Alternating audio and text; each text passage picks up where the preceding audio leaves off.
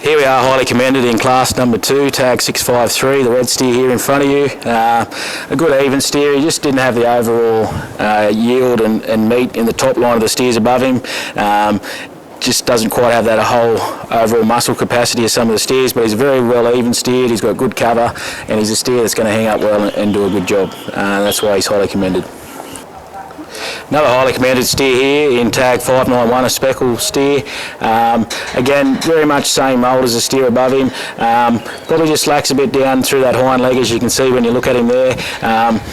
You know, a steer that's got a top in him and that, but when we get to these higher placing steers, you'll see that they've just got a bit more top in them and a bit more depth to them. But a good safe steer, he's going to have the cover, he's going to hang up well.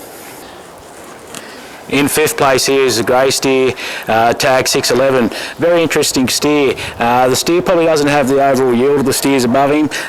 He's a steer that's got a good top in him. I really like this steer for his eating quality.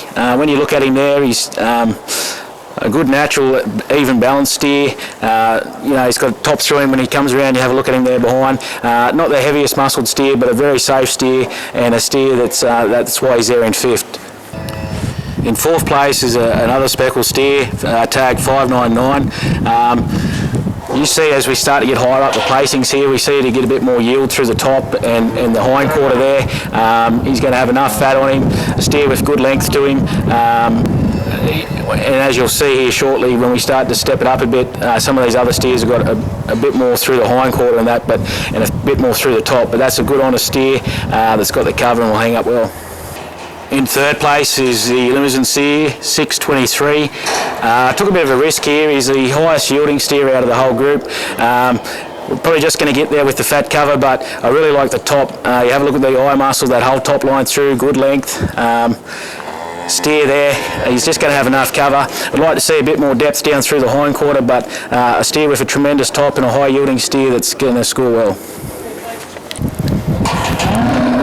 The red steer here in 2nd, tag 598. He's a steer I just felt was very safe. You probably don't appreciate the actual overall volume of this steer until you probably stand behind him there. He's not as high yielding as the limousine steer I've got in 3rd, but great length for that steer. And really fills himself out well. He's not going to be the highest yielding steer, but I just thought he had enough characteristics to get him over the line, and that's why I've got him in 2nd. In 1st place in class number 2, we've got this limousine steer. You're probably not getting the best look at him here in this pen, just the way the pen is situated, but a clear winner I thought. You have a look at the top line through that steer. He's got meat right through from the shoulder right back through to the hind quarter, a very strong top in him. A steer I feel is just going to have enough cover on him.